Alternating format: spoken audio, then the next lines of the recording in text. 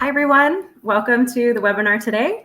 I am Hannah. I am our communications specialist at Family Source Consultants, and I'm joined here with Dr. Danielle Lane today. So excited to speak with you, Dr. Lane, about all things egg donation specifically today.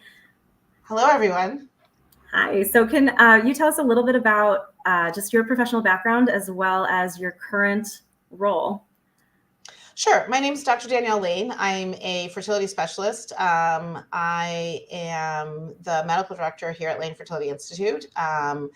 We have a full service fertility clinic starting from consultation all the way through to third party reproduction. For people who don't know what third party means, because I think that's a novel term for a lot of people, it means that you're either using a donor egg, a donor sperm, or someone's uterus as a gestational surrogate. And so that's generally how our clinic is structured. We partner with a lot of surrogacy agencies. Hannah and I were talking about, like Hannah, we have a pool of egg donors. And so we, partner less with egg donation agencies, but we have found lots of reasons to want to partner with Family Source. So. Perfect. So you obviously founded the Lane Fertility Institute as well as the Egg Bank, as we were speaking about earlier. So can you tell me a little bit about that process and what inspired you to found it? Sure. I mean, when I came out of fellowship, I did a little bit of work at a larger organization. Many people on the West Coast will know Kaiser, and it really wasn't. I didn't enjoy the way in which I had to interact with patients, mainly because they have such a large funnel of patients that it becomes hard to be able to take that extra time with patients and answer questions that are longer than the slotted time that we have. And so it was interesting to me to find a different style of practice. And so I went into private practice first with as an employee of someone, and then ultimately on my own. And so in 2009, I started Lane Fertility Institute, and we've been seeing folks as patients since that time, in our clinic.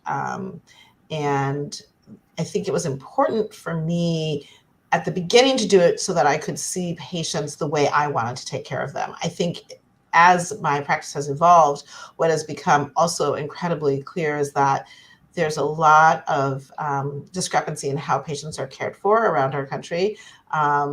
And our fertility industry still has to do a slightly better job at being broad in who we think about when we think about our potential patients, right? And so we have a lot of monolingual Spanish-speaking patients that have a hard time getting care because they may not be able to find a clinic that can accommodate the language barrier. We have African-American patients that sometimes struggle to get care because for various reasons, they're not getting the same access to care as some of their counterparts are. And so I think that has become, for me, a huge reason to be in the field and a part of our industry. We started our egg bank because I was looking for an egg donor for an African-American patient, and I called every donor program that I had worked with, and nobody had an African-American egg donor, which I thought I didn't understand that. Wow. And the statement that I got back was, well, African Americans don't really need egg donors. We don't have anybody asking for African American egg donors, and that's just not accurate. And in fact, African American women are later to present for care, have less access to care, tend to live in areas that don't have as much care. When they do get care, they tend not to get the same level of care, and they tend to have worse outcomes, even though they make more embryos. So clearly, when you put all those pieces together, there's going to be a need for diversity in egg donation. And I think what's exciting is since we started our egg bank back in 2020, I think we've seen a really large increase, not just because of us, but across the board. I think we're starting to see people really take the importance of diversity of egg donors seriously, which I think is great. Right? Yeah, I was going to ask if you've seen that as kind of a trend in the industry recently, or if you all are still, I mean, it sounds like you're still very much at the forefront of that, but have you seen that as a general trend in the industry? Yeah, I mean, I think what is a true statement is that because we started doing it, there's probably not a bank that has more women of color, you know what I mean, more diversity. Mm-hmm. But I think, which by the way, I mean, that means we still need other, types of donors, right?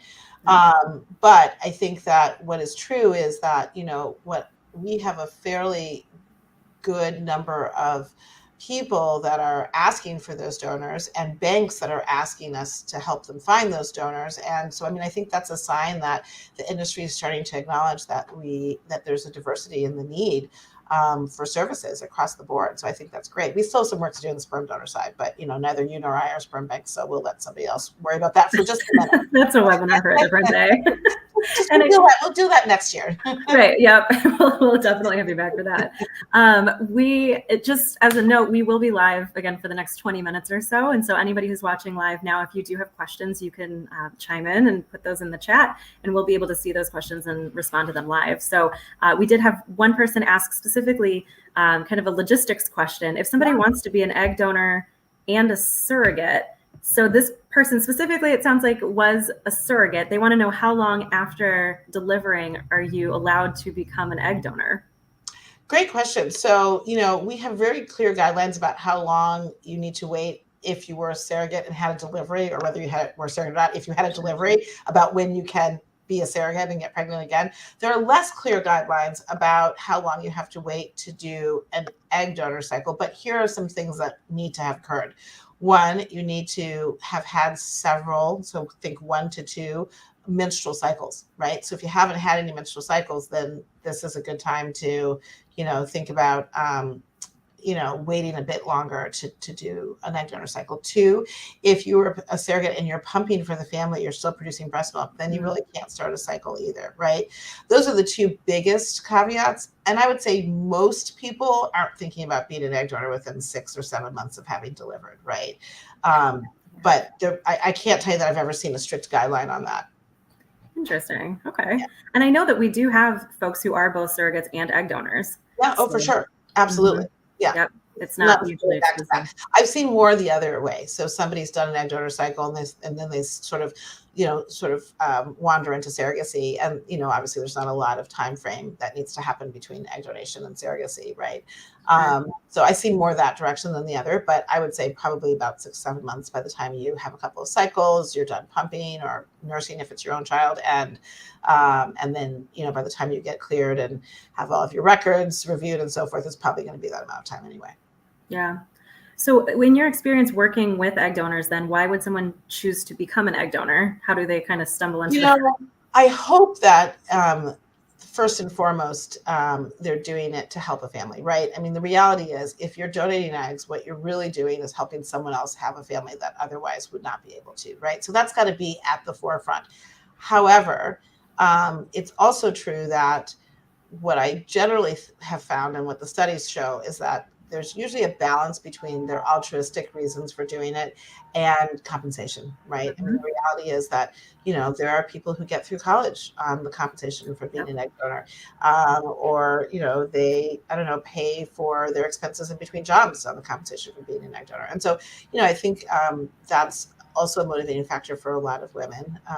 And, that's an understandable fact, right? I think that what is also important is, in light of Colorado's state legislation that now has mandated that every donor in the state of Colorado has to be open identified. I don't know if you're familiar with that, Hannah. Yep. Right? So that means that I think that if you're an egg donor, it's important that you also realize that at some point a donor-conceived child or parent of a donor-conceived child may want to connect with you and have some information about you. And so I think those are the 3 top things that the 2 things I want donors to be thinking about are, I want to help a family, and I need to be aware of the fact that someone may come and ask information about me down the road. And I think the other reason donors do it is for compensation. Mm-hmm. Can you just briefly get into the difference then between open and closed egg donation? So, I mean, the idea, what we used to say is you could be an anonymous donor or a non-anonymous donor. But what's pretty clear to all of us is that anonymity is really hard to achieve in egg donation in 2023. And the reason is because we have, platforms like, 23andMe, right, where folks can send in their genetic material and have information about other people in the 23andMe, system or community that may have a relationship with them or be related to them in some way. And so given that, I think the idea of an anonymous donor really doesn't exist anymore. That said, how it's presented to donors in 2023 is that you can agree to be an open ID donor, in which case at approximately the age of 18, a donor-conceived child and or parent of a donor-conceived child can request information about your identity, right? The reality is, even if you aren't an open ID donor, the donor conceived child and or parent may seek out information about you. There's really no way to prevent that from happening. It's just whether that conduit is something that you agreed to early on, right, in your process, or whether it's something that, is happening to you without you necessarily agreeing to it. So I think that, we use those terms, but I think realistically, we need to start to realize that there's not a lot of differentiation as long as you've got platforms out there that are connecting people based on genetic material. Does that make sense? Absolutely. And to me, I don't think that should be a detriment to someone deciding to become an egg donor. In a way, I think that can be kind of a fun and interesting way to, grow your network and your own connections and things like that. So yeah, I mean, I think that donors are young women, right? And it's funny, when my children were little, I have 5 children and 4 of them are girls. And when they were little, I would have said 20 is so old. And now that they're 20, I'm like, they're still really young, right? Yeah. And so what I do think is true is that how you think about your life as a 20-year-old may not be how you think about it or your partner thinks about it, right? As a 30 or 35-year-old or 40-year-old, you know what I mean? And so I agree with you that in theory, and certainly that's part of what we do during the psychological counseling that donors get, in theory, it's a conversation that you should be having and you should be thinking about, at the time of egg donation. But in reality, I would imagine that many 20-year-olds can't conceive of what it will be like if they marry a partner who says, well, I would never want to marry somebody that had, kids through egg donation, right? And, again, I'm talking in absolutes, and this is not to frighten donors away, but it is to say that it is a conversation that I think is an important one for donors to have. It's important for them to really think through, because unlike the past where we could really control whether or not these relationships occurred, we really, at the level of clinics and agencies have zero control over that. And so we just want to make sure that people are aware, right? And as long as you're aware, as long as you understand the implications, as long as you've thought it through, I think it's a great option. I think egg donation is critical to the success of many, many, many people having families. I think that, in addition to that, the young ladies that are donors get a lot of information about their own fertility, right? They learn about their antral follicle count and their anti-Müllerian hormone level and whether they should be concerned or not. We pick up a tremendous number of women that have, for example, lower antral follicle counts than you would expect for age, or have evidence of endometriosis. We pick up people who have, genetic disorders that they would never otherwise know about that could impact their fertility, Fragile X mutation being one of them, right? So there are things that you learn out of this about yourself that I think are really important for young women to learn, just to think about the whole situation. Yeah. So you'd mentioned the site clearance as well as some of these other testing that needs to happen. So what does that kind of vetting process look like in order to qualify someone to become an egg donor? So the screening process for donors is actually a really important part of this experience.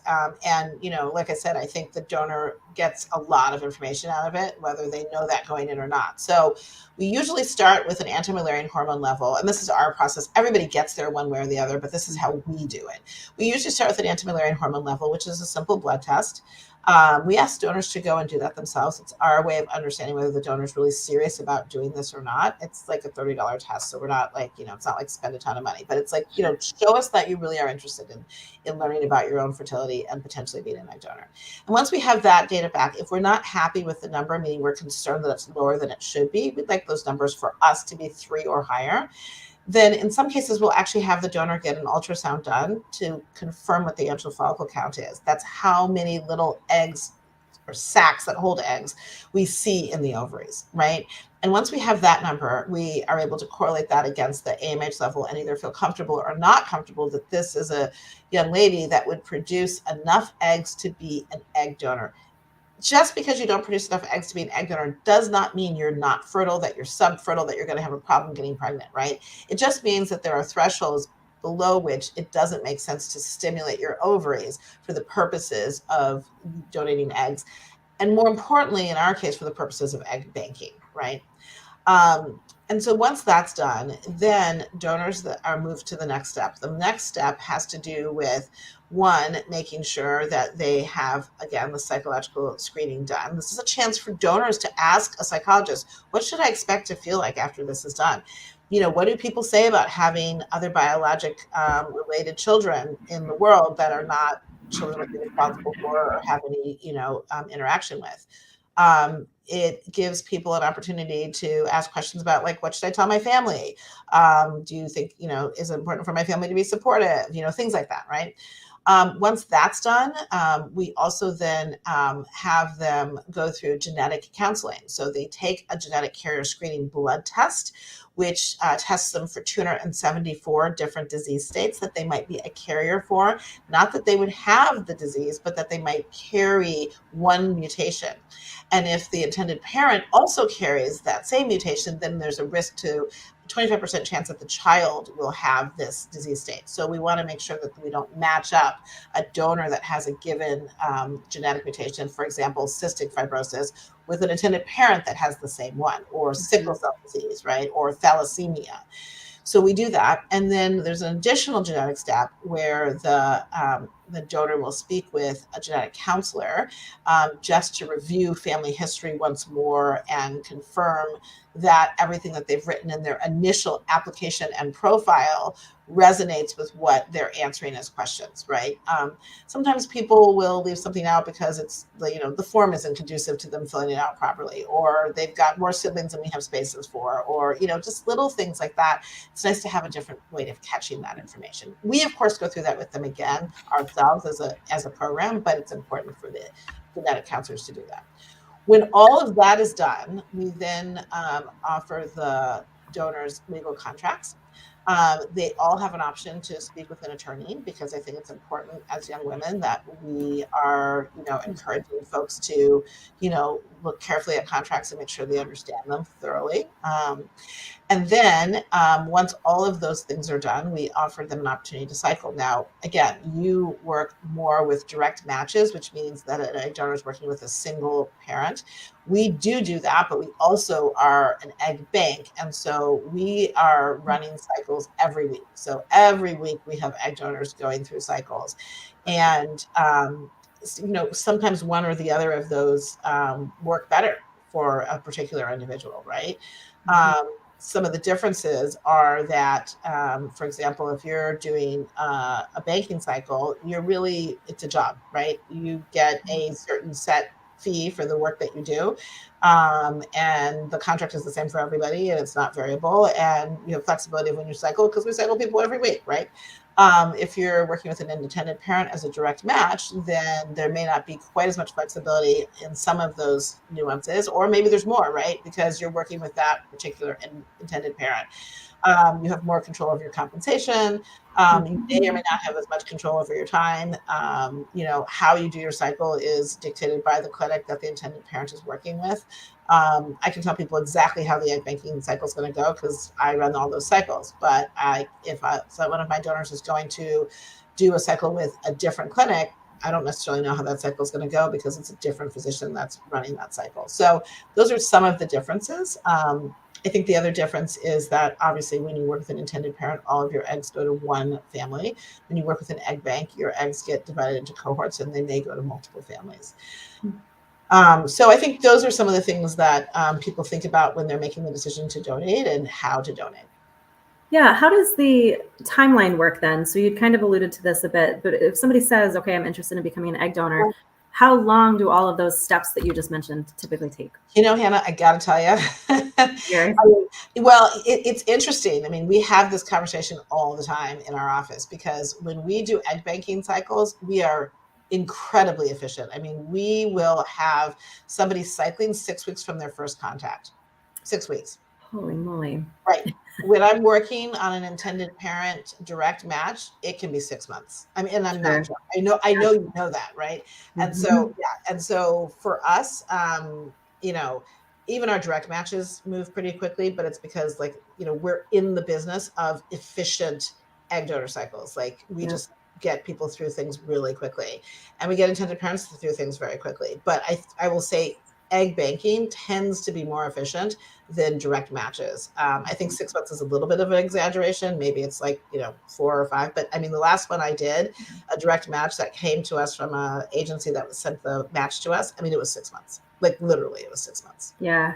And that's just because of I think, thing. again, we were talking about this very morning. Some of it is because we have a team of people and we are the clinic, right? So Yeah. we don't have to coordinate with anybody. Like it's just Yeah. us, right? We tell the donor what we need them to do. We send them to have it done. We execute that. We handle all of the payments of all of the vendors that are doing the work. Like, I mean, it's just us. There's no one else to talk to. And then we send off the product, right? Mhm.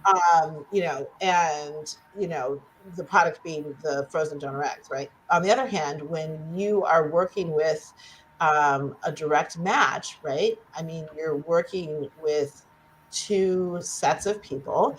The intended parents typically have been through a lot of trauma around fertility to get to the place of using a donor egg. There are a lot of people in the space that are like, oh, you know what? I decided I was not even going to try. I'm just going to use a donor egg. I've had one patient in my entire career come in and say, you know what? I thought about it. I don't think it's worth trying with my own eggs. Too much work. I'm just going to use a donor and move it. I mean, one person, 20 years, right? So most people have had a lot of trauma. They're anxious about the process. They're not sure it's going to work. They've been told things are going to work before and they haven't worked. It's hard to get them comfortable with the idea of doing a egg donor cycle.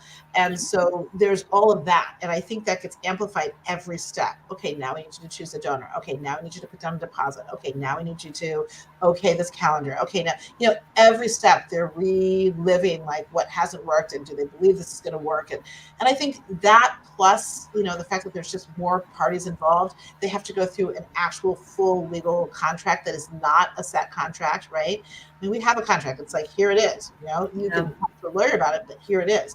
With an egg donor and a direct match, you're building a contract every time. I mean, all of those nuances just make it take longer, Mm-hmm. Oh, that makes perfect sense. Yeah. I know for me, again, I was just on the surrogate side of things, but the IVF process, I was completely in the dark about most of those things going into it. So how do you communicate that out to the egg donors? Because, what you shared about all the different steps, some of it sounds very complicated to someone who might not be in this field. So how do you make sure that the egg donor understands what's happening? I would say, on a broad education level, I spend a lot of time on social media trying to share information about, what we do and what the process looks like and what expectations should be. So broadly, we do that.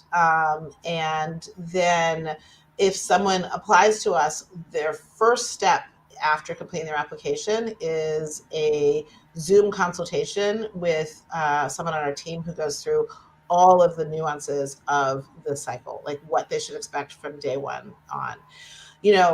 Then throughout the process, there are automated emails that go out as well as personalized emails that go out. We have somebody who's really on call 24/7 for our donor team to answer questions as they come up. They have the opportunity to talk to me in addition to that.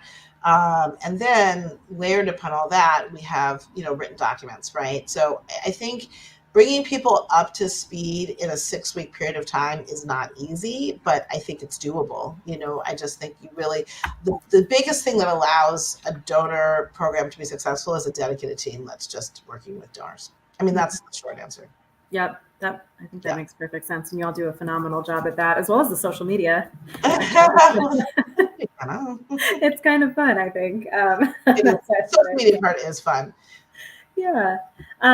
So who typically, I know you'd spoken to this before a little bit, but who serves as recipient parents? So who uses an egg donor? Who needs an egg donor? I think there are a lot of folks that fall into that category. So when I think sort of about how we started fertility traditionally, if you think about the traditional vision of what fertility was about, egg you need a healthy egg, a healthy sperm, and a uterus where you could carry the baby, a few other things, but right. So if you are a woman whose eggs are no longer healthy, which is often because of age, can be because of things like endometriosis. Sometimes, on rare occasion, it's because of people having had surgery near their ovaries that have decreased blood supply. So think ectopic pregnancies or past tubal ligations, or fibroids that distort the adnexa, and then you take them out, and that can be a problem with blood flow to the ovary. Those are the sorts of things that would cause you to potentially need a egg donor in that specific case. Other people who use egg donors are, same-sex couples. So obviously, if you are a gay male couple, then you will require, the use of an egg. Sometimes those are egg donors that are to them as friends, family, or community members of their community. Sometimes they are anonymous donors. And I think that sometimes we see single men who are interested in having a child and a family, and they'll need an egg donor. We actually see single women that are, again, more advanced in age, but we covered that. And then, there are just, other random examples of times when people may need a donor that, we think are better served by them using a donor egg from an efficiency and a cost perspective than them continuing to use their own egg. Sure. And it sounds like those are sometimes lengthy conversations with. Yeah. I mean, I think one other is premature ovarian failure, or, an earlier decline in fertility than would be expected for age. That's another time when you often have to use an egg donor. Yeah. So what misconceptions have you seen out there around egg donation in general that you'd like to? I think the biggest misconception is I can't afford it, right? I think, and look, there's nothing that's inexpensive in fertility, but if you've done, cycle after cycle of IVF, then you could probably have afforded an egg donor cycle, right? And so I think expense is real, but I do think that, particularly now with the options of being able to use fewer eggs than a full donor cycle. So, a directed donor cycle is the most expensive way to do an egg donor cycle. And there are reasons to do it, which I'll come back to in a second. But I think if cost is really your biggest issue, then I think there are other ways to approach it. And you shouldn't quit just because, or not try just because you think you can't afford it. I encourage people to ask questions before they assume that it doesn't work for their finances. I think that that really is the biggest reason. I think sometimes there are religious reasons that people don't want to use a donor egg, right? So I have a couple that the husband feels very strongly that it's not the right thing for their religion to use an egg donor, and the wife feels not the same, but as a couple, they have to resolve that, right? So that can be a challenge. And I think that can sometimes extend to family members, right? So, culturally, if it's not something that you're used to hearing about in your community, your family may not be excited about you using an egg donor because they may not understand that. Why would that work? What would that mean? It's not your child is something I hear, and so I think those sorts of conversations can be detrimental for, for the patient that's trying to figure out how to make this work for themselves, right? Because, it's taking a lot for them to feel comfortable with it. And then when they get sort of this input, it can be challenging. The idea of it not being your child, I think, is something that sometimes people struggle with. And, I'll remind everybody that imprinting is a real thing. And what that means is if you and I, Hannah, carried, an embryo that was divided in half and, stem cells, right? So we can do that. And we each carried that same embryo. That child would be different if it was born from me or born from you. And that's because our own maternal environments turn certain genes on and off. That's called imprinting. So any child that you carry is going to have, the marks of being your child in many ways, right? So I think those are some of the reasons that folks are struggling with the idea of using egg donation. I also would say that it's gotten so much more common over the last years that I think a lot of those reasons are starting to filter away, right? I always talk about my kids. My oldest is 22, my youngest is 10. The 22-year-old, those kids are graduating from high school, and I still had no idea who was an egg donor baby and who wasn't, and that's fine. It's not any of my business. But I will say that in my 10-year-old's class, I knew which babies were egg donor babies in kindergarten. You know what I mean? It had just become such a common conversation that folks weren't like trying to hide it. They didn't feel uncomfortable with saying that. Yep. So I think that is, those are some of the ways in which we can help people over the reasons why they don't use egg donors. Mm-hmm. And it sounds like some of the technology too has obviously drastically increased in the last 100%. several years. So yeah. I want to circle back to the statement about using a directed versus a donor egg that's frozen. Frozen donor eggs are great if you are trying to manage expenses, and if you don't want to have a lot of children, or if your reimbursement only allows you to use frozen donor eggs, right? So a lot of the reimbursement programs require that you use a frozen donor egg because, of course, they can't contract or won't contract with an agency. But if you are wanting to have 2 or 3 children, a cohort of donor eggs usually is about 6 eggs, right? And that's what the American Society of Reproductive Medicine has historically said is likely to result in a single live birth. So if you know you want 2 or 3 cohorts of eggs and you're going to have to pay for all of those eggs, then it makes a lot of sense to use a directed donor. You know what I mean? Mm-hmm. So I think it's important in all elements of fertility, but particularly in this case, to really be thinking about your family plan, and making sure that the decisions you make down the algorithm tree of, do I use a fresh donor? Do I use a frozen donor? What should I be doing, right? Are aligned with what you think your family plan is going to be down the road. Mm-hmm.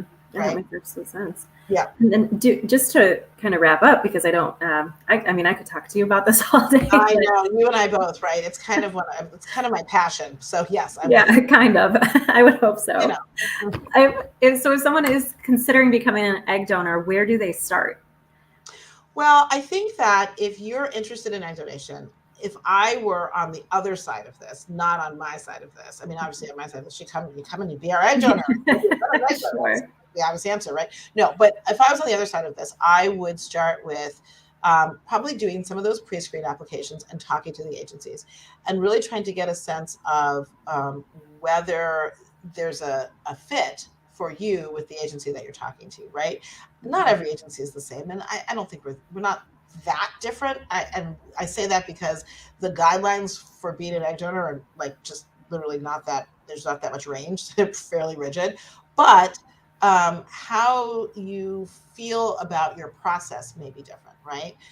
For example, you may be somebody who needs to, have it all in writing. And so if somebody's just talking at you and not putting it in writing, that may not work for you. You may be somebody who really wants to be in person and seeing, where you're going to have your retrieval for the whole process. I mean, a lot of our donors are seen remotely, right? We have donors all over the country. They fly in for their retrieval, but they're seen all over the place. That may be right for some people. Maybe they want to visit San Francisco, but that may not be a good fit for somebody who maybe wants to feel like they're in one place and getting information from the same person each time, right? So I think talking to an agency, understanding how they work and understanding how it fits into your life is a good place to start, right? I think a lot of people work with us because we don't use as many injections, and they don't have as many ultrasounds, right? So we've picked a model where, folks basically have to only come in for monitoring ultrasounds like twice, right?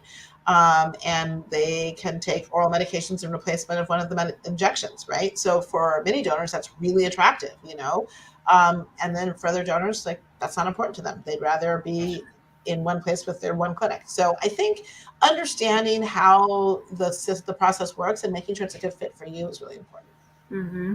I think that's fantastic advice. And from the agency standpoint as well, I think it's all about communication. You're right. You're getting, it's very similar, it sounds like. And I mean, I think you have to think of yourself as not just a donor, but really as a patient, right? You are a patient in this clinic, right? I'm going to say clinic, not necessarily agency. I know agencies sort of think about people as clients, but you're a patient in the clinic, and you need to make sure that your experience is going to be one of a patient in the clinic.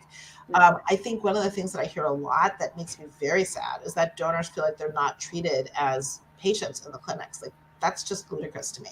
So if you don't feel like you're being treated well in the clinic, don't do that again. That's the same thing I tell my patients. If you're not having a good experience in your clinic, get out, like go find a different clinic. And so I think that's the same with the donor process. If you don't think that the process is a good one for you, and or you don't think that the program is hearing your feedback or trying to make changes or trying to accommodate your needs, go find a different program. I think that's really important too. Yep, absolutely. Yeah. Well, Dr. Lane, can we do this again sometime? Yes, I would love to. I like I said, I mean, I am committed to, donor eggs. How do we make it better, right? For both the donors and the intended parents. So happy to help in any way. Yeah. Well, thank you so much again for your valuable information that you've shared today. There's so much more on this conversation that I'd love to have. And again, we'll link in our show notes about all of the ways that we can get in touch with you in case folks want to get in touch with your office. So thank you so much. We appreciate your time today. All right. Thanks.